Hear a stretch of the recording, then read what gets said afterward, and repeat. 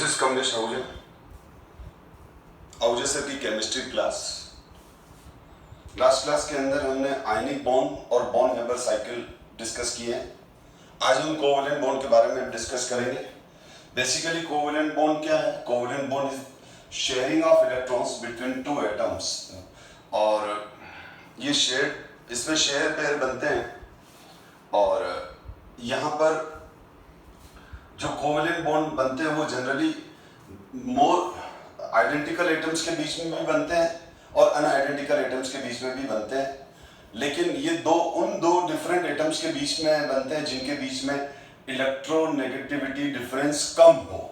Ionic bond के लिए ये था कि दो different element having more electronegativity difference, क्योंकि आयनिक बॉन्ड में तो एक मेटल होता है, इलेक्ट्रोपॉजिटिव एलिमेंट होता है, जो एक नॉन मेटल को इलेक्ट्रोनेगेटिव एलिमेंट को अपने वैलेंस इलेक्ट्रॉन को डायरेक्ट ट्रांसफर करके और कैटायन और एनायन फॉर्म करके इलेक्ट्रोस्टैटिक फोर्स ऑफ अट्रैक्शन से आयनिक बॉन्ड और आयनिक कंपाउंड फॉर्म करते हैं।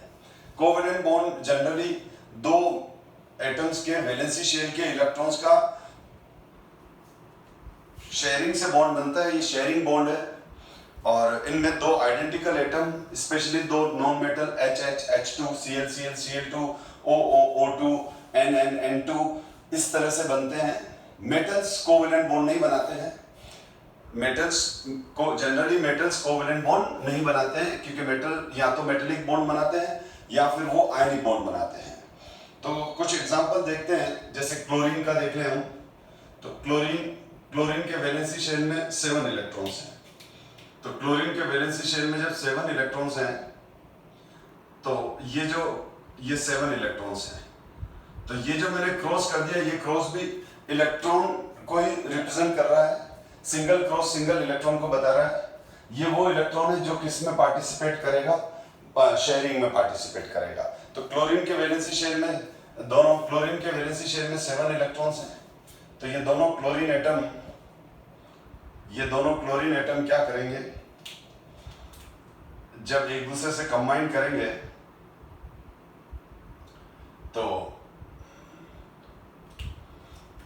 ये इस तरह से ये ओवरलैप हो गए, और this pair is called share pair.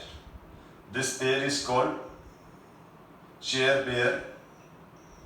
This and अब ये जो इलेक्ट्रॉन पेयर है, ये जो शेयर पेयर है, ये शेयर पेयर अब दोनों एटम्स के बीच में कॉमन है। तो 1 2 3 4 5 6, अगर अपन यहां देखें क्लोरीन में, तो 1 2 3 4 5 6 7 फ्लोरीन, ब्रोमीन, आयोडीन, इनके वैलेंसी शेल में नंबर ऑफ इलेक्ट्रॉन 7 है। और अब क्या हो गया? ये जो क्रॉस वाले इलेक्ट्रॉन है, अब ये दोनों इलेक्ट्रॉन दोनों क्लोरीन के लिए कॉमन हो गए। यानी यहाँ पर 1 2 3 4 5 6 7 8, तो दोनों क्लोरीन एटम के साथ 8 इलेक्ट्रॉन हो गए, दोनों के ऑक्टेट कंप्लीट हो गए। इसी तरह से अगर मैं ऑक्सीजन O2 मॉलिक्यूल का, और हम इसको लुईस डॉट स्ट्रक्चर कहते हैं, these are called Lewis dot structure. Oxygen के वैलेंसी शेल में 6 इलेक्ट्रॉन्स हैं, तो उसको आउटरमोस्ट ऑर्बिट में 8 इलेक्ट्रॉन करने के लिए, ऑक्टेट कंप्लीट करने के लिए, वो 2 इलेक्ट्रॉन्स की शेयरिंग करेगा ईच ऑक्सीजन एटम। तो ये O एंड ये O, this is oxygen atom, and ये इसके इलेक्ट्रॉन्स जो शेयरिंग में आएंगे, और ये वाले हैं। तो यहां पर ये हो गया कि ये ऑक्सीजन एटम, ठीक है। तो हम जैसे क्लोरीन को इस तरह से रिप्रेजेंट करेंगे Cl.Cl। तो ये जो है, ये जो लाइन है, दिस लाइन, ये जो लाइन है वो इसको रिप्रेजेंट कर रही है। दिस इज शेयर पेयर, और ये हो गया शेयर पेयर्स, ठीक है। और यहां पर हम क्या यूज करेंगे? O double bond O। ये ऑर्डिनरी चीजें बेटा 9th 10th से भी आप पढ़ते हुए आ रहे हो। ये O2 मॉलिक्यूल का लुईस डॉट स्ट्रक्चर हो गया। मैंने डिफरेंशिएट करने के लिए क्रॉस लगाया, बहुत सारी बुक में इनको भी डॉट से लिखा हुआ है, तो कोई दिक्कत नहीं है, ठीक है। तो इसी तरह से, तो अब ऑक्सीजन के वैलेंसी शेल में 1 2 3 4 5 6 इलेक्ट्रॉन्स हैं, तो ये 4 इलेक्ट्रॉन्स दोनों के बीच में कॉमन हो गए। तो 1 2 3 4 and these 4 8, and 1 2 3 4 and these 4। तो ये दोनों 4 इसके साथ भी है, इसके साथ भी है। तो इससे क्या हुआ? दोनों O एटम्स के ऑक्टेट कंप्लीट हुए, और पर अगर अपन हाइड्रोजन एटम की बात करें तो हाइड्रोजन एटम में तो एक एक ही इलेक्ट्रॉन है, पर हाइड्रोजन में डुप्लेक्स बनता है, डुएट बनता है, दो इलेक्ट्रॉन्स ही होते हैं, क्योंकि हीलियम लाइक इलेक्ट्रॉनिक कंट्रीब्यूशन हो गया। ठीक है, तो ये H हो गया, तो ये शेयर पेयर हो गया। तो हाइड्रोजन के केस में ऑक्टेट नहीं बनता है, हाइड्रोजन के केस में तो खाली 2 इलेक्ट्रॉन है, क्योंकि हाइड्रोजन एटम में 1 इलेक्ट्रॉन है, 2 हाइड्रोजन एटम कंबाइन करेंगे तो टोटल 2 इलेक्ट्रॉन्स हो गए। तो ये 2 इलेक्ट्रॉन्स मतलब हीलियम 1s2 वाला इलेक्ट्रॉनिक कन्फिगरेशन। तो यहाँ पर इस हाइड्रोजन का भी हीलियम लाइक इलेक्ट्रॉनिक कन्फिगरेशन हो गया और इसका भी हीलियम लाइक इलेक्ट्रॉनिक कन्फिगरेशन हो गया, जबकि ये हो गया नियॉन लाइक इलेक्ट्रॉनिक कन्फिगरेशन और यहाँ आर्गन लाइक, क्योंकि ये तो आर्गन लाइक है, क्योंकि आप देख लो फर्स्ट पीरियड में हाइड्रोजन और हीलियम आता है, तो हाइड्रोजन का नियरेस्ट नोबल गैस कौन सी है? हीलियम। और अगर हम बात करें सेकंड पीरियड की, तो lithium, beryllium, boron, carbon, nitrogen, oxygen, fluorine, neon. तो ये नियॉन लाइक इलेक्ट्रॉनिक कन्फिगरेशन हो गया। अगर अपन क्लोरीन की बात करें तो क्लोरीन होता है थर्ड पीरियड का element, sodium, magnesium, aluminium, silicon, phosphorus, sulphur, chlorine. Chlorine के जस्ट बाद आर्गन, तो आर्गन में 18 इलेक्ट्रॉन्स है, तो यहाँ पर भी क्या हो जाएगा, दोनों क्लोरीन के अंदर 18 इलेक्ट्रॉन्स हो जाएंगे। ये 2 इलेक्ट्रॉन इसके भी हैं और इसके भी हैं। तो क्लोरीन में टोटल इलेक्ट्रॉन्स कितने होते हैं? 17। ऑक्सीजन में टोटल इलेक्ट्रॉन्स कितने होते हैं? 8। और इसमें हाइड्रोजन में कितने होते हैं? 2। तो 17। लेकिन अब यहाँ पर इस क्लोरीन के पास कितने हो गए? 18। और इस क्लोरीन के पास भी 18 हो गए, क्योंकि ये दोनों इलेक्ट्रॉन इसके भी हैं तो इसके भी हैं। इसी तरह से ऑक्सीजन में 8 इलेक्ट्रॉन है, लेकिन O2 मॉलिक्यूल के ऑक्सीजन में, समझना, वापस समझो मेरी बात में क्या कह रहा था। मैं ये कह रहा था कि क्लोरीन एटम में 17 इलेक्ट्रॉन्स है, क्लोरीन एटम में 17 इलेक्ट्रॉन्स है जब उन्होंने कंबाइन नहीं किया था। अब जब उन्होंने कंबाइन कर लिया, Cl2 बन गया, तो अब इस क्लोरीन के पास भी 18 इलेक्ट्रॉन्स है, इस क्लोरीन के पास भी 18 इलेक्ट्रॉन्स है। 17 तो ऑलरेडी थे, लेकिन इसमें से अब ये जो है ये इलेक्ट्रॉन दोनों का हो गया, यानी ये शेयर पेयर इसका भी है तो इसका भी है, तो एक इलेक्ट्रॉन एक्स्ट्रा इसके पास भी आ गया, इसके पास भी आ गया। मेरे कहने का मतलब ये है कि ये जो इलेक्ट्रॉन थे पहले, ये वाला जब ये एटम था तो ये वाला इलेक्ट्रॉन केवल इसका था, ये वाला इलेक्ट्रॉन इसका था। जब ये शेयरिंग हो गई तो ये दोनों इलेक्ट्रॉन अब इसके भी हैं, इसके भी हैं। इस वजह से दोनों क्लोरीन एटम में 18 इलेक्ट्रॉन्स हो गए, यानी दो Cl एटम जब कंबाइन करके Cl2 बनाते हैं, तो इस क्लोरीन का भी इलेक्ट्रॉनिक कन्फिगरेशन आर्गन लाइक हो जाता है और इस क्लोरीन का भी इलेक्ट्रॉनिक कन्फिगरेशन आर्गन लाइक हो जाता है। तो आपसे कोई पूछे कि Cl2 में क्लोरीन, Cl2 मॉलिक्यूल में Cl का इलेक्ट्रॉनिक कन्फिगरेशन किस नोबल गैस से रिसेंबल करेगा, तो अपन लिखेंगे आर्गन। इसी तरह से O2 मॉलिक्यूल है बेटा, तो इंडिपेंडेंट ऑक्सीजन एटम में, जब ऑक्सीजन एटम ने शेयरिंग नहीं की थी, O था तो 6 इलेक्ट्रॉन्स थे इसके पास, सॉरी 8, 1 2 3 4 5 6 और 2 1s2 के टोटल 8 इलेक्ट्रॉन्स हैं इसमें। ठीक है, 6 वैलेंसी इलेक्ट्रॉन्स हैं, वैलेंसी इलेक्ट्रॉन्स मतलब आउटर मोस्ट ऑर्बिट के इलेक्ट्रॉन्स। 6 वैलेंसी इलेक्ट्रॉन्स हैं ऑक्सीजन में। ऑक्सीजन का इलेक्ट्रॉनिक कन्फिगरेशन होता है 1s2 2s2 2p4, या यूं बोलूं फर्स्ट ऑर्बिट में 2 इलेक्ट्रॉन है, सेकंड ऑर्बिट में 6 इलेक्ट्रॉन्स है, टोटल 8 हो गए। अब इसमें क्या हो जाएगा, ये 4 इलेक्ट्रॉन अब इसके भी हैं और इसके भी हैं, तो O2 मॉलिक्यूल में जो O एटम्स हैं उनका इलेक्ट्रॉनिक कन्फिगरेशन किस नोबल गैस से रिसेंबल करेगा, तो हम बोलेंगे हम बोलेंगे नियॉन से रिसेंबल कर रहा है। तो ये वाला किससे रिसेंबल कर रहा है? आर्गन से। ये किससे रिसेंबल कर रहा है? नियॉन से। इसी तरह से ये हीलियम से कर रहा है, 2 इलेक्ट्रॉन। तो nearest noble gas electronic configuration बन जाता है after formation of covalent bond. ठीक है, और हम बोलते हैं उनके आउटर मोस्ट ऑर्बिट में 8 इलेक्ट्रॉन्स हो जाते हैं, 2 2 2 2। अब यहां पर एक बात और क्लियर कर दूं मैं कि जैसे यहां पर ये तो हो गया शेयर पेयर, ठीक है। तो अब जैसे ये क्लोरीन एटम है, तो मैं क्लोरीन एटम को क्लोरीन मॉलिक्यूल है, तो क्लोरीन मॉलिक्यूल को फिर से लिख रहा हूं Cl, ठीक है। अब इसको मैं ऐसे लिख रहा हूं, देखो, क्लोरीन सिंगल बॉन्ड क्लोरीन। अब यहां पर क्या हो जाएगा,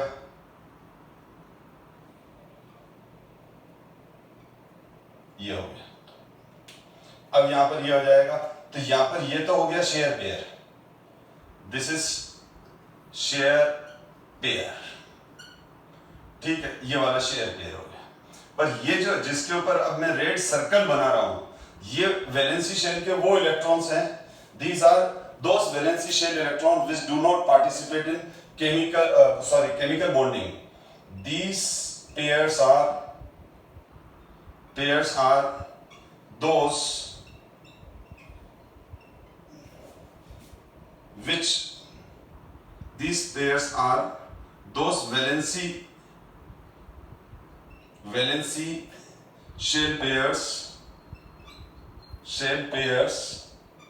which do not participate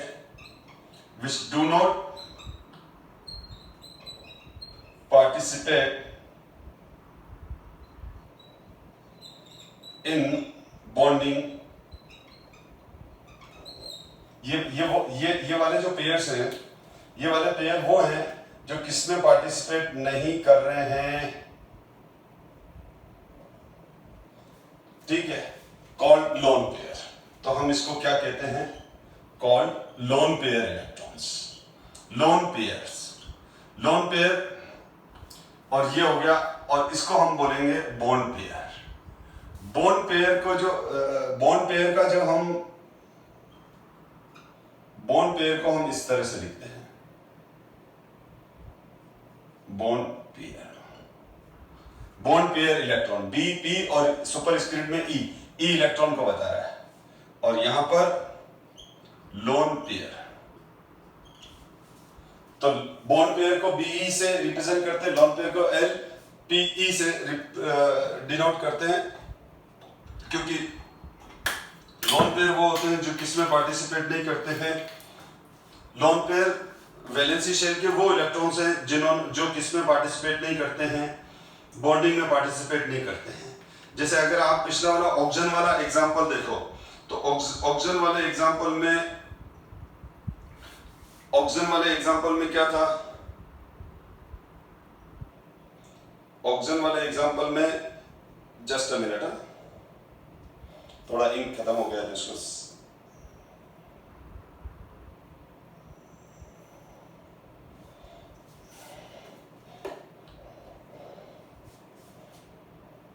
oxygen वाले में 4 लोन पेयर है टोटल्स, और 2 बॉन्ड पेयर्स हैं। तो इसके अंदर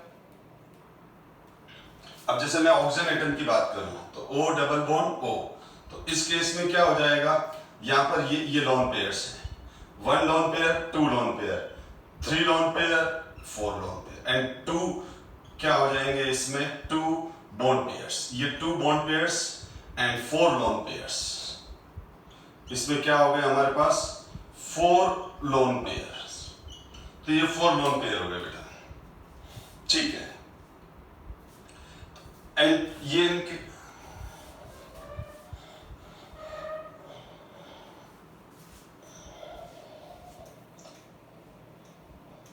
तो हाइड्रोजन तो में 2 इलेक्ट्रॉन मेंटेन करना है और हीलियम लाइक इलेक्ट्रॉनिक कन्फिगरेशन को गेन करना है, लेकिन ऑक्सीजन हुआ, फ्लोरीन हुआ, क्लोरीन हुआ, ये नियरेस्ट नोबल गैस, यानी अगर मैं बात करूं lithium, beryllium, boron, carbon, nitrogen, oxygen, fluorine, neon, तो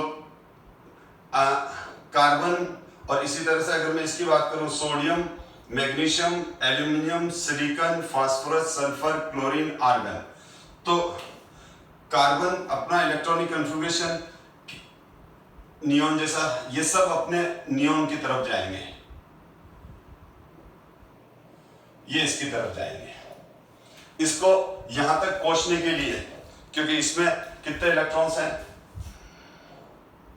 6, 7, 8, 9, 10, ठीक है। और जनरली ये मैं अभी मेटल्स को इग्नोर कर रहा हूं, मेटल और बोरॉन और इस मेटल इनको इग्नोर कर देते हैं, क्योंकि ये आयनिक बॉन्ड बनाते हैं, ये रेयरली कोवेलेंट बॉन्ड में आएंगे, कोई एक्सेप्शन केस होंगे तो, ठीक है। अब ये हुआ 14, 16, 17, 18,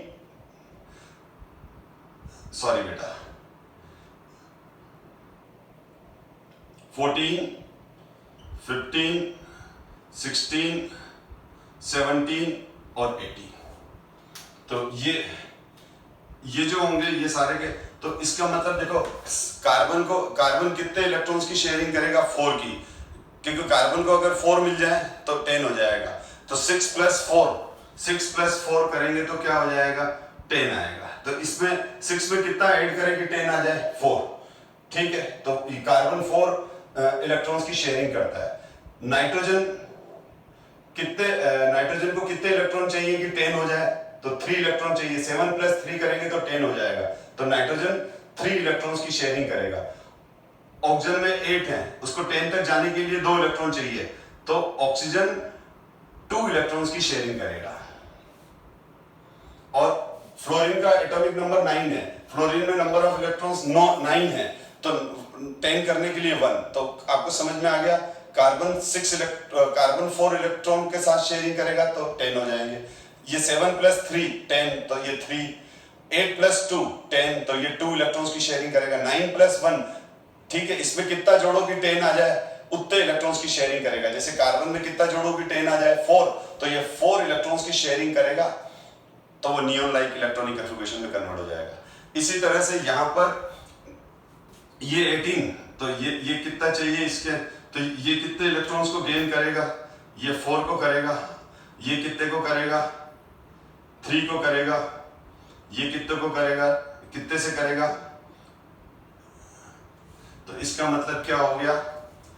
सिलिकॉन 4 इलेक्ट्रॉन्स की शेयरिंग करेगा, यानी सिलिकॉन की वैलेंसी 4 हो गई, कार्बन की 4 हो गई। नाइट्रोजन फास्फोरस की वैलेंसी 3 हो गई, क्योंकि ये 3 इलेक्ट्रॉन को शेयर करेगा, तब जाके इसका टोटल सम 18 बैठेगा और वो आर्गन लाइक इलेक्ट्रॉनिक कन्फिगरेशन तक पहुंचेगा।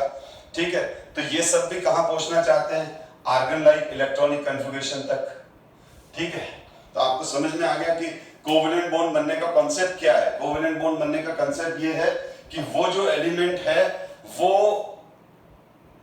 इतने इलेक्ट्रॉन्स की शेयरिंग करेगा ताकि उसके पास 10 इलेक्ट्रॉन आ जाए। कार्बन, नाइट्रोजन, ऑक्सीजन, फ्लोरीन, यानी वो नियरेस्ट, यानी कार्बन, नाइट्रोजन, ऑक्सीजन, फ्लोरीन की जो नियरेस्ट नोबल गैस है वो नियॉन है। सिलिकॉन, फास्फोरस, सल्फर, क्लोरीन, इन तीनों की जो नियरेस्ट नोबल गैस है वो आर्गन है, तो वो आर्गन तक जाने की कोशिश करेगा। तो 14 + 4 18, इसका मतलब सिलिकॉन 4 बॉन्ड बनाएगा, 4 शेयरिंग करेगा। फास्फोरस में ऑलरेडी 15 है, +3 करेगा तो 18 हो जाएगा। इसका मतलब फास्फोरस 3 शेयरिंग करेगा, 3 कोवेलेंट बॉन्ड बनाएगा, तो फास्फोरस की वैलेंसी 3 हो गई।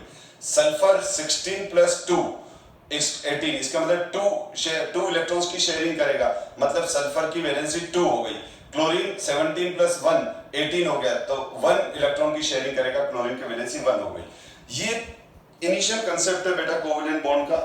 ठीक है, अब मैं अगर नाइट्रोजन की बात, तो अब आपको समझ में आ गया कि नाइट्रोजन कितने, अब नाइट्रोजन कितने एलिमेंट, नाइट्रोजन और फास्फोरस, तो नाइट्रोजन का 7 है, तो 7 हो जाए, 7 है, तो 7 को 10 में कन्वर्ट करने के लिए क्या करना पड़ेगा? 1 2 3, यानी 3 इलेक्ट्रॉन्स की शेयरिंग करेगा वो, तो ये हो जाएगा। तो अब इस केस में क्या बन जाएगा? इस केस में ये हो गया, और मैं इसको ऐसे लिखूंगा, फिर ये हो गए लुईस डॉट स्ट्रक्चर इसके, ये वाले। और इसमें क्या हो गए? इसमें 3 तो शेयर पेयर हो गए, 3 शेयर पेयर हो गए, और 2 लोन पेयर हो गए, ये 2 लोन पेयर हो गए। ठीक है, तो ये बेसिक कोवेलेंट बॉन्ड का कंसेप्ट मैंने एक्सप्लेन किया है, पर इसमें बहुत सारी लिमिटेशंस भी हैं जो हम आगे डिस्कस करेंगे। अब जैसे अगर हमको लुईस डॉट स्ट्रक्चर बनाना आ गया CH4 का, कार्बन का, CH4 का, तो कार्बन मैंने बताया 4 बॉन्ड बनाएगा। अब वो जरूर नहीं कि वो आपस में ही बनाए, जैसे मैंने अभी एग्जांपल दिए, वो आपस में म्यूचुअल बना रहे, जरूर नहीं, किसी और से भी बना सकते हैं। जैसे HCl में क्लोरीन और हाइड्रोजन, जैसे HCl की बात करूं मैं, हाइड्रोजन और क्लोरीन, तो हाइड्रोजन कितने इलेक्ट्रॉन की शेयरिंग करेगा? 1, और क्लोरीन भी 1 की करेगा, क्योंकि हाइड्रोजन को किस में कन्वर्ट होना है? हीलियम लाइक इलेक्ट्रॉनिक कन्फिगरेशन में, तो इसको 1 इलेक्ट्रॉन ही एक्स्ट्रा चाहिए। और क्लोरीन को आर्गन लाइक इलेक्ट्रॉनिक कन्फिगरेशन में कन्वर्ट होना है, 17 क्लोरीन में ऑलरेडी है, 1 इलेक्ट्रॉन की शेयरिंग करेगा तो 18 हो जाएगा। तो ये दोनों आपस में जब कंबाइन करेंगे तो ये, अब इस केस में, अब HCl के केस में क्या हो गया? HCl के केस में ये तो हो गए, क्लोरीन पर तो 3 लोन पेयर हो जाएंगे, लोन पेयर हम किसको बोलेंगे? वैलेंसी शेल के वो इलेक्ट्रॉन जो बॉन्डिंग में पार्टिसिपेट नहीं कर रहे हैं। अंदर वाले इलेक्ट्रॉन कितने भी हो सकते हैं, उनसे कोई मतलब नहीं है। वैलेंसी शेल मतलब आउटर मोस्ट ऑर्बिट के इलेक्ट्रॉन्स। वैलेंसी शेल का मतलब क्या होता है? आउटर मोस्ट शेल के इलेक्ट्रॉन्स। तो यहां पर क्या हो गया? हाइड्रोजन हीलियम, HCl में hydrogen helium like electronic configuration में आ गया और chlorine argon like electronic configuration में आ गया। तो हाइड्रोजन हमेशा अपने पास 2 इलेक्ट्रॉन रखना चाहता है और क्लोरीन अपने पास आउटर मोस्ट ऑर्बिट में 8 रखना चाहता है। ठीक है, हाइड्रोजन और हीलियम छोड़ दो तो बाकी सारे नॉन मेटल्स के आउटर मोस्ट ऑर्बिट में 8 इलेक्ट्रॉन ऑक्टेट होता है। ठीक है, अब आप कार्बन देखो तो कार्बन में ऑब्वियसली कितने बॉन्ड बन गए? 4 बॉन्ड बन गए। अब एक और कार्बन में टोटल वैलेंसी इलेक्ट्रॉन्स कितने हैं? कार्बन में टोटल वैलेंसी इलेक्ट्रॉन्स 4 है और कार्बन के 4 ही वैलेंसी इलेक्ट्रॉन्स किस में इन्वॉल्व हो गए? बॉन्डिंग में। और इधर से हाइड्रोजन का एक ही इलेक्ट्रॉन बॉन्डिंग में।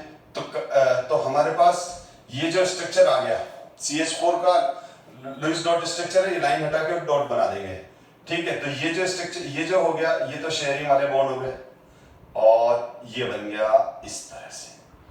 तो यहां पर कार्बन और CH4 में एक भी लोन पेयर नहीं है, ना तो हाइड्रोजन पे लोन पेयर है, ना ही कार्बन पे लोन पेयर है, कहीं कोई लोन पेयर नहीं है इसमें। अब अगर अपन और आगे देखें, NH3 का देखें बेटा, तो NH3 में क्या है? तो NH3 में जो है, NH3 में अभी बताया नाइट्रोजन कितने बॉन्ड बनाएगा? 3 बॉन्ड बनाएगा। क्लियर कर चुका हूं मैं अभी जस्ट। नाइट्रोजन 3 बॉन्ड बनाएगा, यानी नाइट्रोजन के पास वैलेंसी शेल में 5 इलेक्ट्रॉन है। नाइट्रोजन के वैलेंसी शेल में 5 इलेक्ट्रॉन्स है। 5 इलेक्ट्रॉन्स है तो 5 में से 3 इलेक्ट्रॉन्स तो बॉन्डिंग में होंगे, क्योंकि नाइट्रोजन के वैलेंसी शेल में 5 इलेक्ट्रॉन है। 8 करने के उसके 8 इलेक्ट्रॉन हो जाए तो शेयरिंग कितने से करेगा? 3 से करेगा, तो 3 बॉन्ड ही बनाएगा वो। ठीक है, तो एक लोन पेयर हो जाएगा। और इधर से ये हाइड्रोजन के पास 1 ही है, तो ये बन जाएगा बेटा, ये इसका लुईस डॉट स्ट्रक्चर हो जाएगा।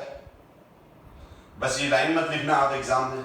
अब इस केस में ये जो है, ये इसका हो गया लोन पेयर। तो NH3 में नाइट्रोजन पर एक लोन पेयर है, एक क्या है? Lone pair electron. ठीक, और ये 3 बॉन्ड पेयर हो गए, शेयर पेयर हो गए। इसी तरह से अगर मैं H2O ऑक्सीजन की बात करूं तो H2O में क्या हो जाएगा? H2O में ऑक्सीजन है, तो ऑक्सीजन के वैलेंसी शेल में कितने इलेक्ट्रॉन्स हैं? ऑक्सीजन के वैलेंसी शेल में 6 इलेक्ट्रॉन्स हैं। ठीक है, ऑक्सीजन के वैलेंसी शेल में कितने इलेक्ट्रॉन्स हैं? 6 हैं। तो 6 है तो उसको 8 करने के लिए कितने इलेक्ट्रॉन्स की शेयरिंग करनी है?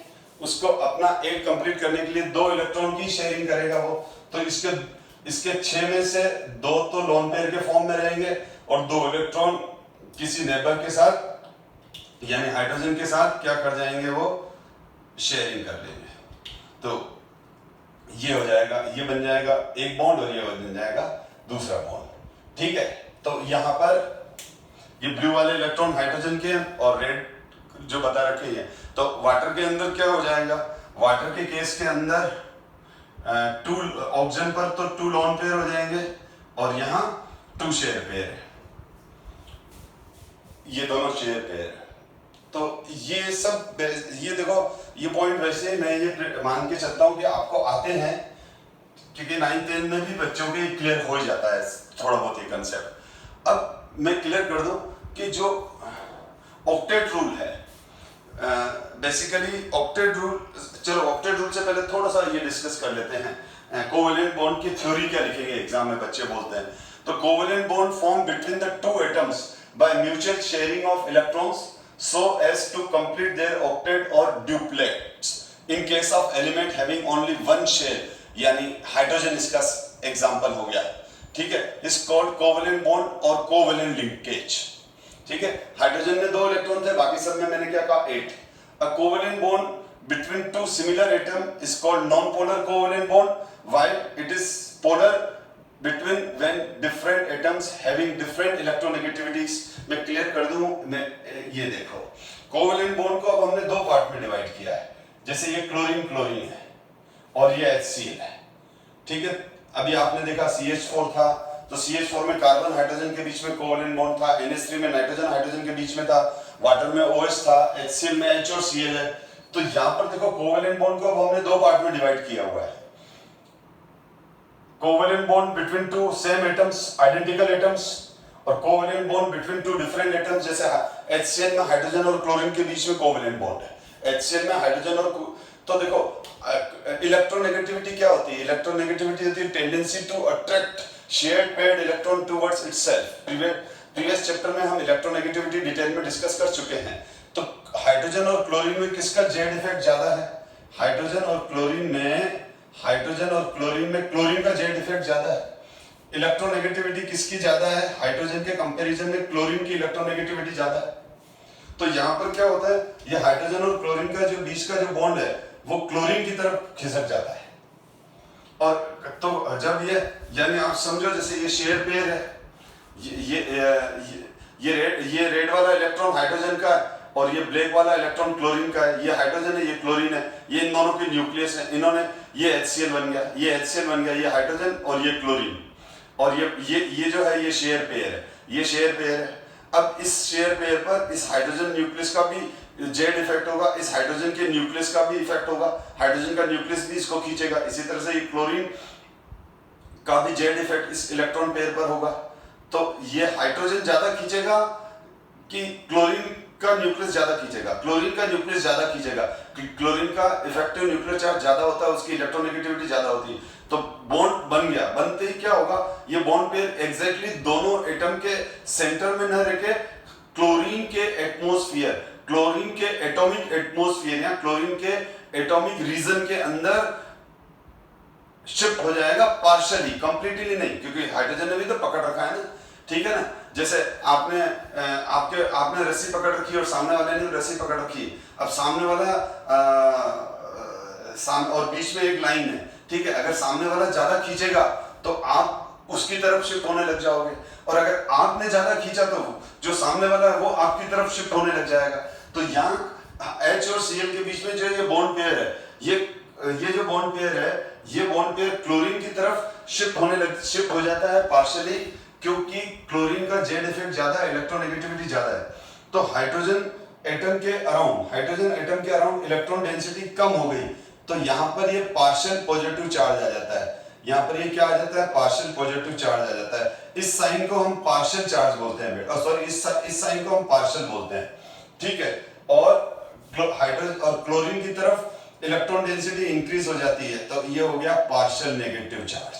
यहाँ पर आ गया ये पार्शियल नेगेटिव चार्ज। तो इस तरह से ये बॉन्ड पेयर खिसका हुआ है, partially shifted towards chlorine. Hydrogen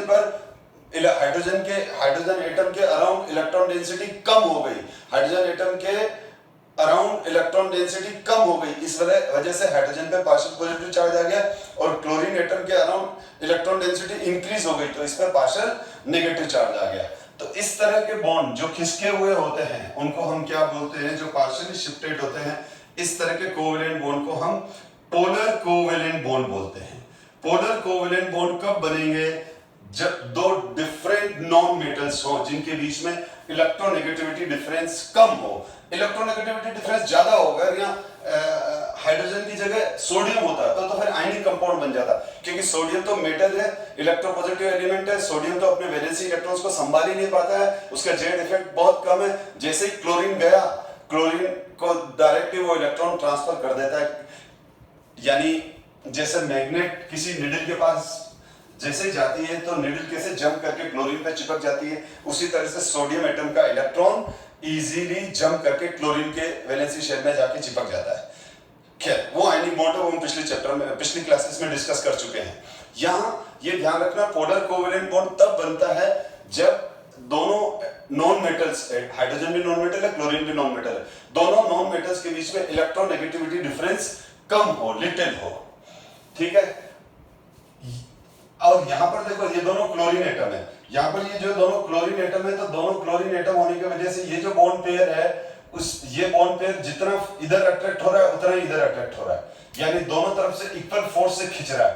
तो ये जो Cl2 के अंदर जो लोन पेयर है, Cl2 के अंदर जो लोन पेयर है, वो लोन पेयर, सॉरी Cl2 के अंदर ये जो बॉन्ड पेयर है, Cl2 में ये जो बॉन्ड पेयर है, ये बॉन्ड पेयर बिल्कुल सेंटर में ही रहेगा।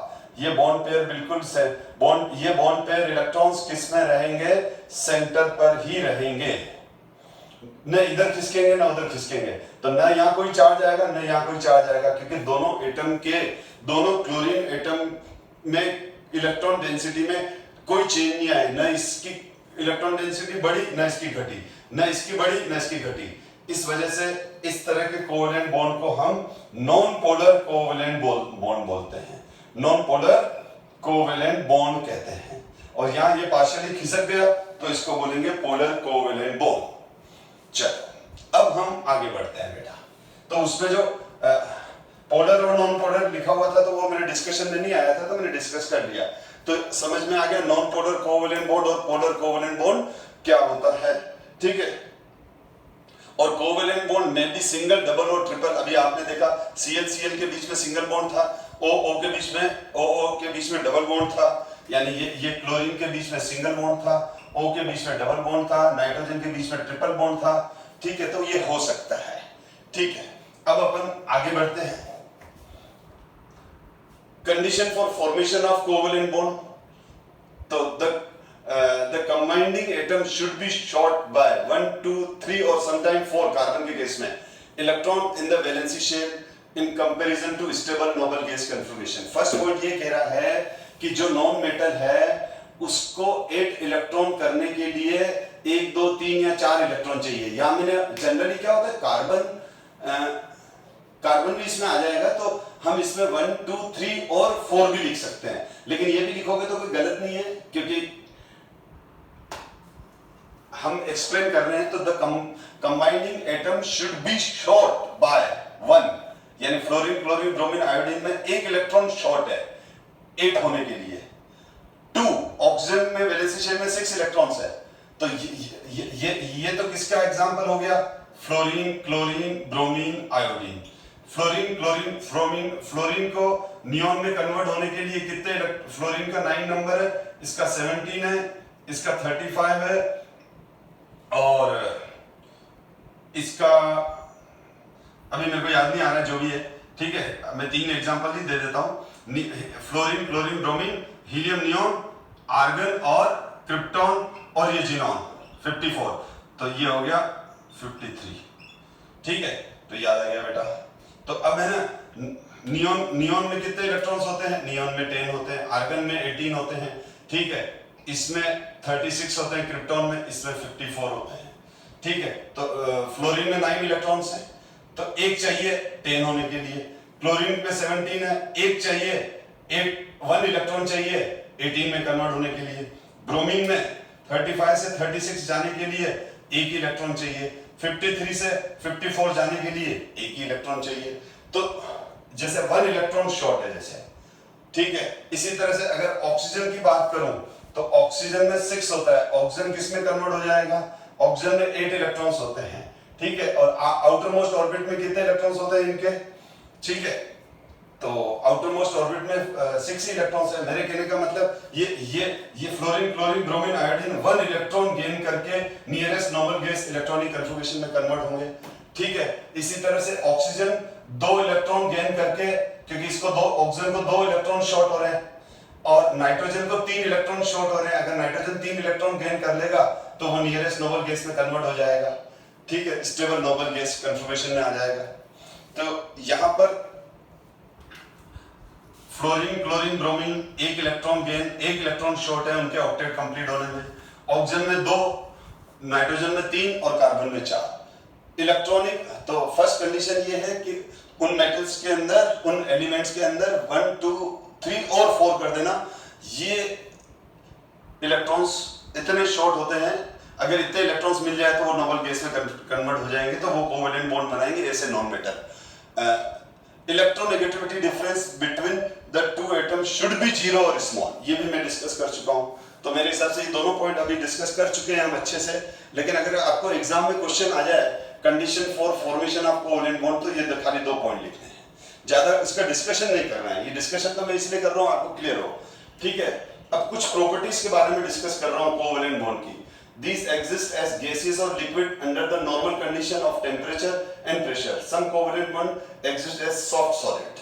ठीक है, मतलब देखो कोवेलेंट बॉन्ड की कोई फिक्स फिजिकल स्टेट नहीं है। हाँ, जनरली ये गैसेस और लिक्विड होते हैं, जनरली मैक्सिमम एग्जांपल इनके गैसेस और लिक्विड्स के हैं। फिर भी सॉलिड होता है, ग्रेफाइट है, डायमंड है, ठीक है, बहुत सारे हैं। तो ग्रेफाइट सॉफ्ट सॉलिड है, ये हार्ड सॉलिड भी हो सकते हैं। तो इसीलिए ना हम ये नहीं कह सकते कि कोवेलेंट कंपाउंड्स, जैसे हम ये बोलते हैं आयनिक कंपाउंड्स हमेशा सॉलिड होते हैं। यस, 100% सही। Ionic compounds are solid. Ionic compounds की फिजिकल स्टेट क्या होती है? सॉलिड होती है। कोवेलेंट कंपाउंड की फिजिकल स्टेट क्या होती है? तो आपका आंसर होगा गैस, लिक्विड एंड सॉलिड। और अगर आपको कोई पूछे कि जनरली, तो लिखोगे generally gas is solid, but few examples are solid also. ठीक है, जैसे ग्रेफाइट सॉफ्ट सॉलिड हो गया। अब ये देखो डायमंड, कार्बोरंडम जिसको सिलिकॉन कार्बाइड बोलते हैं, सिलिका, SiO2, सैंड, रेत, aluminium nitride etcetera have grand 3 dimensional network structure. मतलब ये क्रिस्टल फॉर्म में होते हैं। डायमंड, आपने सबने डायमंड दे रखा है, तो डायमंड भी क्या है? ग्रैंड 3 डायमेंशनल नेटवर्क स्ट्रक्चर है। Therefore have exceptionally high melting point, otherwise these compounds have relatively low melting and boiling points. तो देखो, जो कोवेलेंट कंपाउंड क्रिस्टल फॉर्म में मिलते हैं, मतलब 3 डायमेंशनल नेटवर्क में मिलते हैं, उनके तो मेल्टिंग पॉइंट, बॉइलिंग पॉइंट ज्यादा होते हैं, वो ज्यादा हार्ड होते हैं। ठीक है, बाकी इन जनरल जो गैस लिक्विड फॉर्म में है, उनके मेल्टिंग पॉइंट, बॉइलिंग पॉइंट कम होते हैं। In general covalent substance are bad conductor of electricity. Polar covalent compounds like HCl in solution conduct electricity. मैं एक्सप्लेन कर रहा हूं।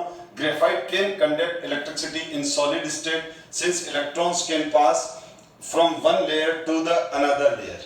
अब देखो, इसमें यह है कि मैं ये आ जाता हूं। इसमें क्या है कि जो कोवेलेंट कंपाउंड्स हैं, बेसिकली वो मैंने क्या कहा, गैस, जनरली गैस और liquid low melting point, low boiling point है। पर some are solid, some are soft solids, graphite, और कुछ एक्सेप्शंस ऐसे भी हैं कोवेलेंट कंपाउंड्स में जो 3 डायमेंशनल नेटवर्क में मिलते हैं। Diamond, aluminium carbide, silicon carbide, SiO2, रेत जिससे मकान और ये सारा बिल्डिंग्स बनती है, ये SiO2 है, ये भी कोवेलेंट मॉलिक्यूल है। इनके melting point, boiling point high होता है। कोवेलेंट कंपाउंड बेड कंडक्टर होते हैं, कंडक्टिविटी पास नहीं करते हैं अगर वो नॉन पोलर हैं तो। लेकिन फिर भी इसमें वापस ग्रेफाइट सॉलिड है, और ग्रेफाइट एक लेयर्ड स्ट्रक्चर होता है, जो हम बाद में इसका डिटेल डिस्कशन भी करेंगे ग्रेफाइट का। तो ग्रेफाइट के लेयर्स के बीच में फ्री इलेक्ट्रॉन्स होते हैं। तो ये जब हम ग्रेफाइट के अंदर इलेक्ट्रिसिटी पास करते हैं, तो ग्रेफाइट लेयर में जो फ्री इलेक्ट्रॉन्स होते हैं, वो फ्री इलेक्ट्रॉन्स एक लेयर से दूसरी लेयर में मूव करते रहते हैं। तो ग्रेफाइट सॉलिड फॉर्म में मेटल की तरह इलेक्ट्रिसिटी पास होने देता है, क्योंकि मेटल के अंदर भी फ्री इलेक्ट्रॉन्स होते हैं। तो मेटल में जब अपन करंट पास करते हैं तो वो इसलिए होती है क्योंकि वो इलेक्ट्रॉन्स मूव करके जाते हैं। तो यहाँ पर भी ग्रेफाइट में भी फ्री इलेक्ट्रॉन्स हैं, और ग्रेफाइट में फ्री इलेक्ट्रॉन्स, क्योंकि ग्रेफाइट के अंदर कार्बन के 4 वैलेंसी इलेक्ट्रॉन्स है, उसमें से 3 ही बॉन्डिंग में पार्टिसिपेट करते हैं, 1 फ्री रह जाता है। तो हर कार्बन एटम पर 1 फ्री इलेक्ट्रॉन होता है। अब इसका डिटेल हम ग्रेफाइट के बाद में डिस्कस करेंगे। अभी हम कोवेलेंट बॉन्ड डिस्कस कर रहे हैं, ना कि ग्रेफाइट का एक्सेप्शनल स्ट्रक्चर डिस्कस कर रहे हैं, क्योंकि जो एक्सेप्शनल स्ट्रक्चर है उसको तो फिर अलग से सेपरेटली डिस्कस करना पड़ेगा कि ऐसा क्यों होता है। ठीक है, इसी तरह से जैसे Cl2 है, N2 है, प्योर वाटर है, प्योर NH3 है, बेड कंडक्टर है। ठीक है, प्योर वाटर बेड कंडक्टर है। अब बोलोगे सर वाटर में तो करंट आ जाता है, वो तो उसमें क्या होता है, सॉल्ट होता है, मिनरल वाटर होता है, टेप वाटर है, ये है, तो इसमें इंप्योरिटीज है, उन इंप्योरिटीज की वजह से कंडक्टिविटी पास हो जाती है उनमें। प्योर वाटर बेड कंडक्टर है। दूसरी बात समझो बेटा, जैसे पोलर कोवेलेंट बॉन्ड HCl है। अब HCl जो है वो HCl भी पुअर कंडक्टर है, ठीक है, पर HCl को जब अपन वाटर में डालते हैं तो वो H+ आयन और Cl आयन माइनस आयन में स्प्लिट हो जाता है। तो HCl जैसे पोलर मॉलिक्यूल, HBr भी क्या है, पुअर कंडक्टर है, पर अगर हम इसको वाटर में डाल दें तो वाटर के अंदर ये H+ और Br- में कन्वर्ट हो जाता है।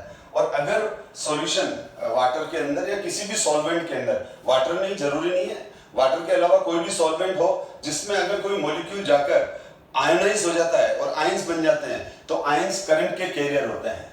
जैसे मैंने आपको पिछले वीडियो में बताया था कि जो सॉलिड NaCl है वो तो पुअर बेड कंडक्टर है, लेकिन उसी NaCl को जब हम वाटर में डालते हैं तो कंडक्टिविटी बहुत शानदार आ जाती है। रीजन ये है कि वाटर के अंदर NaCl जाते हैं Na+ और Cl- में स्प्लिट हो जाता है, तो Na+ और Cl- रेस्पेक्टिव इलेक्ट्रोड्स की तरफ मूव करने लग जाते हैं। तो उसी तरह से HCl को वाटर में डालते हैं तो HCl H+ और Cl- में आयोनाइज हो जाता है, और H+ और Cl- जो अंदर इलेक्ट्रिसिटी जब पास करते हैं तो H+ और Cl- रेस्पेक्टिव इलेक्ट्रोड्स की तरफ मूव करते हैं। H+ और Cl- कंडक्टेंस के कैरियर हैं और उस वजह से उस सॉल्यूशन में कंडक्टिविटी पास होने लग जाती है। तो ये पॉइंट ये था।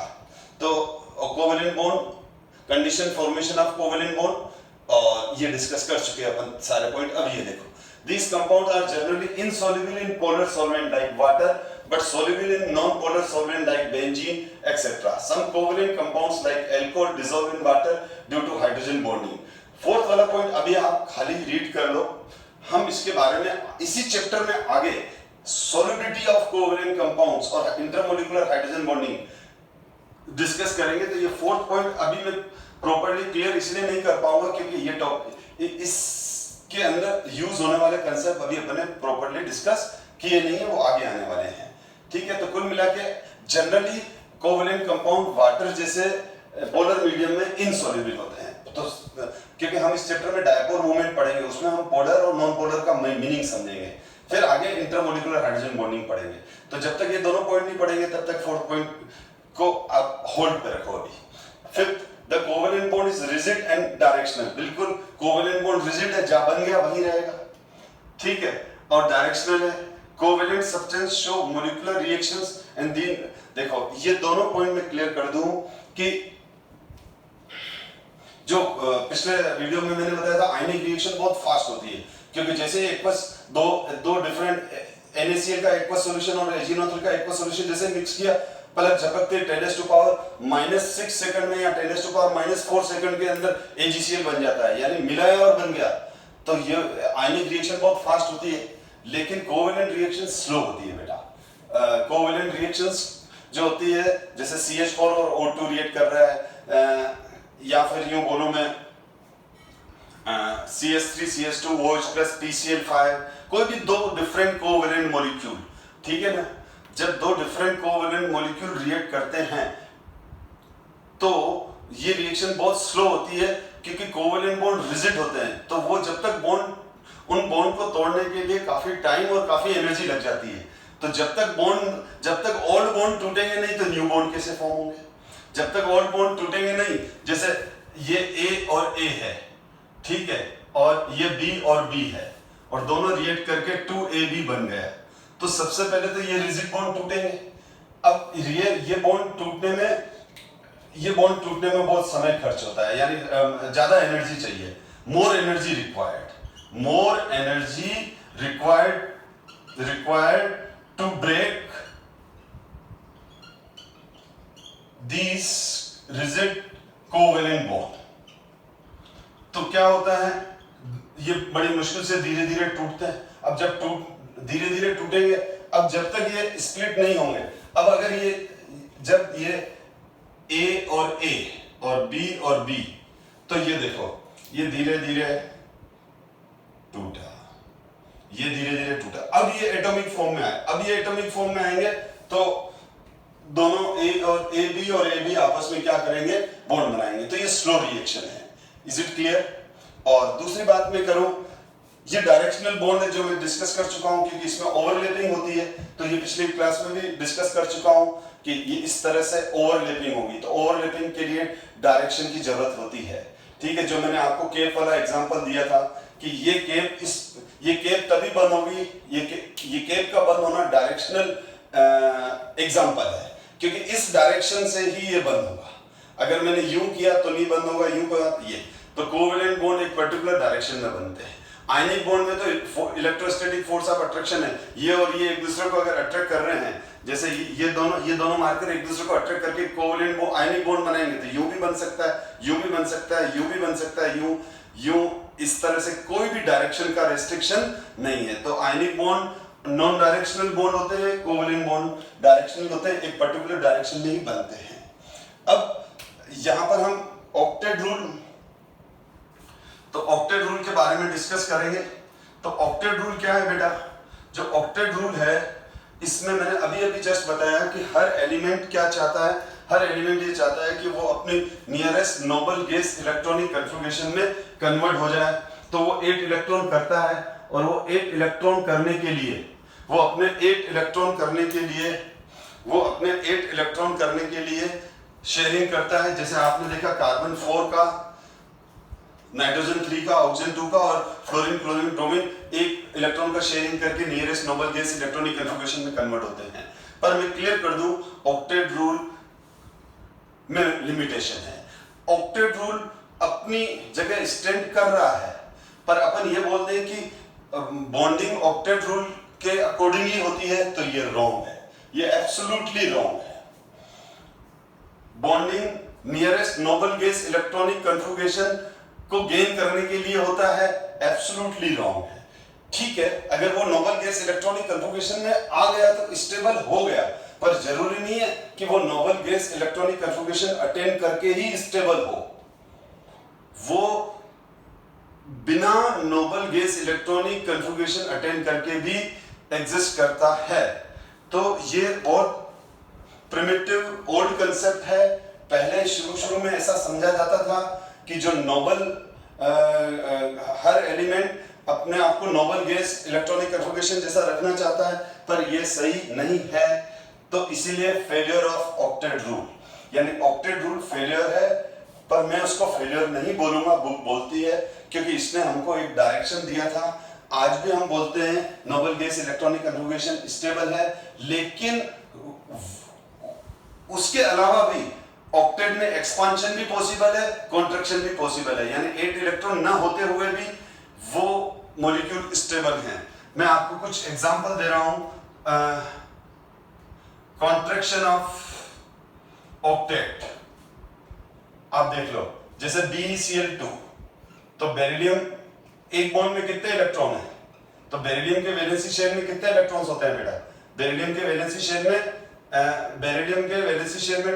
बेरिलियम के पास कितने इलेक्ट्रॉन्स हैं? 4।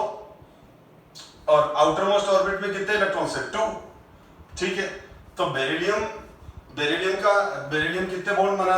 बेरिलियम के वैलेंसी शेल में 2 इलेक्ट्रॉन है, आउटर मोस्ट ऑर्बिट में तो 2 है। अब इसने क्लोरीन के साथ बॉन्डिंग कर ली और BeCl2 एग्जिस्ट करता है। अगर मैं BeCl2 की बात करूं तो दोनों क्लोरीन के तो ऑक्टेट कंप्लीट है, पर इस बेरिलियम में तो 4 इलेक्ट्रॉन्स ही हुए, 2 तो इसके, एक क्लोरीन का, ये एक क्लोरीन का। तो BeCl2 के बेरिलियम में 4 इलेक्ट्रॉन्स हैं, यानी इसके पास 8 वाला कन्फिगरेशन नहीं है। इसके आउटर मोस्ट ऑर्बिट में BeCl2 के बेरिलियम में क्या आउटर मोस्ट ऑर्बिट में अभी 4 इलेक्ट्रॉन्स ही, 8 नहीं है, फिर भी ये एग्जिस्ट करता है। इसका मतलब एक्सेप्शन हो गया ये। BF3 की बात करूं तो बोरोन के वैलेंसी शेल में 3 इलेक्ट्रॉन्स होते हैं। बोरोन के वैलेंसी शेल में कितने इलेक्ट्रॉन्स होते हैं? 3। बोरोन में टोटल 5 इलेक्ट्रॉन्स होते हैं, 2 तो फर्स्ट ऑर्बिट में हो गए, सेकंड ऑर्बिट जो उसका आउटर मोस्ट ऑर्बिट है जिसको हम वैलेंसी शेल कहते हैं उसमें 3। और अब अगर BF3 BCl3 ये मॉलिक्यूल हमारे को बहुत मतलब BF3 एक फेमस एग्जांपल है, तो BF3 है। तो BF3 में क्या हुआ? ये बोरोन के तो 3 इलेक्ट्रॉन्स और ये फ्लोरीन का एक इलेक्ट्रॉन किस में पार्टिसिपेट कर रहा है? तो यहां तीनों फ्लोरीन के तो ऑक्टेट कंप्लीट है, क्योंकि फ्लोरीन के तो ऑक्टेट कंप्लीट हैं, लेकिन बोरोन की बात करें, ये हम बोरोन की बात करें तो बोरोन के पास कितने इलेक्ट्रॉन्स हैं? 6 इलेक्ट्रॉन्स हैं। तो इन इलेक्ट्रॉन्स को हम इलेक्ट्रॉन डेफिशिएंट स्पीशीज कहते हैं। तो इसके एग्जांपल हो गए BeCl2, MgCl2, BF3, AlCl3, BCl3, इन सब में ऑक्टेट कॉन्ट्रैक्ट हो गया, कॉन्ट्रैक्शन ऑफ ऑक्टेट हो गया, यानी इनके आउटर मोस्ट, बोरोन के आउटर मोस्ट में 6 इलेक्ट्रॉन, AlCl3 के एल्यूमिनियम में 6 इलेक्ट्रॉन्स, BeCl2 के बेरिलियम के आउटर मोस्ट में 4 इलेक्ट्रॉन। BeCl2 के बेरिलियम बोल रहा हूं मैं, बेरिलियम की बात नहीं कर रहा हूं। बेरिलियम एटम की बात करूंगा तो बोलूंगा बेरिलियम एटम के वैलेंसी शेल में 2 इलेक्ट्रॉन्स। BeCl2 के बेरिलियम में कितने इलेक्ट्रॉन्स? 4 इलेक्ट्रॉन्स। बोरोन के वैलेंसी शेल में कितने इलेक्ट्रॉन्स? 3। लेकिन BF3 के बोरोन में BF3 के बोरोन में कितने इलेक्ट्रॉन? 6। तो यहां ऑक्टेट काम नहीं कर रहा है, ऑक्टेट का कॉन्ट्रैक्शन हो गया। ऐसे मॉलिक्यूल जो उनमें 8 आउटर मोस्ट ऑर्बिट में 8 इलेक्ट्रॉन से कम है, आउटर मोस्ट ऑर्बिट में 8 इलेक्ट्रॉन से कम है, और उसके बावजूद भी वो एग्जिस्ट करते हैं, तो हम बोलते हैं ऑक्टेट का कॉन्ट्रैक्शन हुआ। और इन मॉलिक्यूल्स को हम इलेक्ट्रॉन डेफिशिएंट मॉलिक्यूल्स कहते हैं। इन मॉलिक्यूल्स को हम क्या कहते हैं? इलेक्ट्रॉन डेफिशिएंट मॉलिक्यूल्स, यानी इनमें इलेक्ट्रॉन की डेफिशिएंसी है, ऑक्टेट कंप्लीट होना अभी पूरा नहीं है, ऑक्टेट से कम इलेक्ट्रॉन है, तो ये इसका लिमिटेशन हुआ। इसी तरह से ऑक्टेट का एक्सपेंशन भी पॉसिबल है। ऑक्टेट का क्या पॉसिबल है? ऑक्टेट का एक्सपेंशन भी पॉसिबल है। देखो PCl5, अगर मैं फास्फोरस की बात करूं, फास्फोरस, सल्फर, आयोडीन, फास्फोरस के वैलेंसी शेल में 5 इलेक्ट्रॉन्स हैं, पांचों नहीं वैलेंसी शेल में। फास्फोरस में इनके वैलेंसी शेल में कितने इलेक्ट्रॉन्स हैं?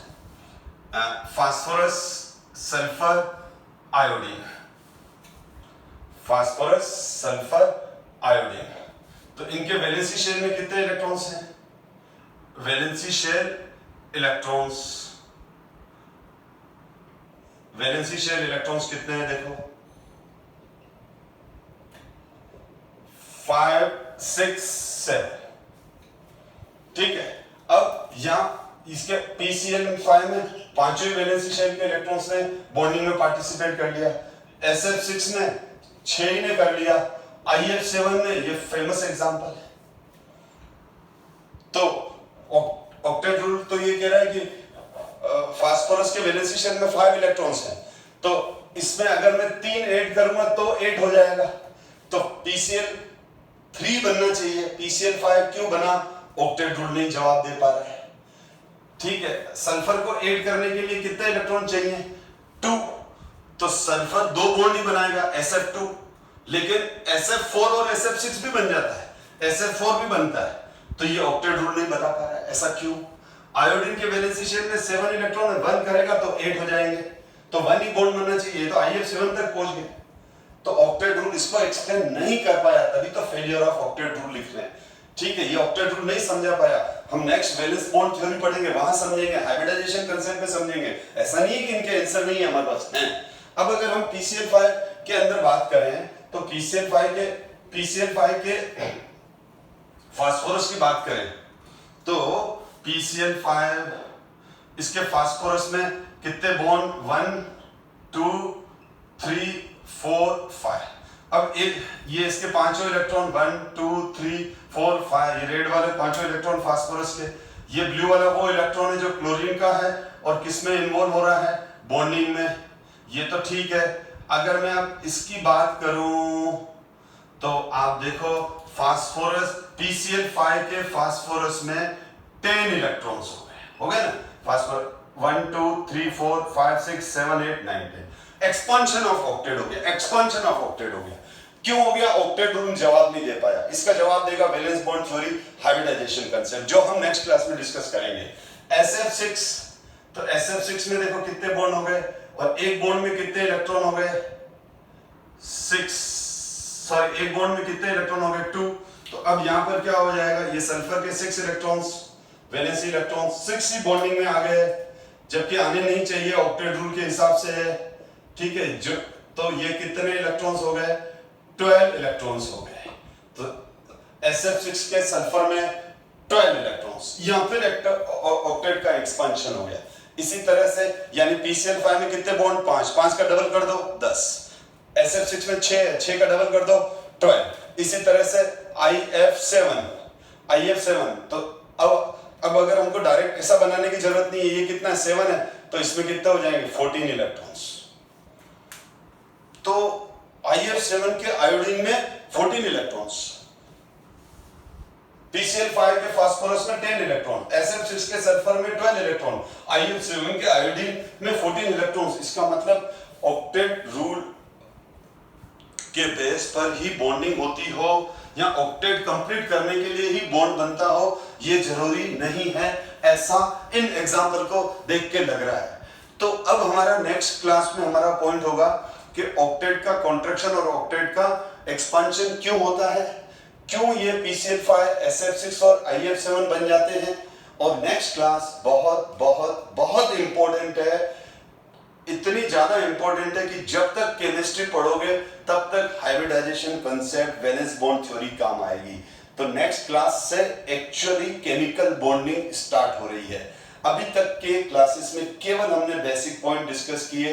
कुछ बच्चे जो NTSE और इसकी प्रिपरेशन करते हैं तो यहाँ तक के पॉइंट तो सारे 9th 10th में भी बहुत बच्चे पढ़ चुके होते हैं।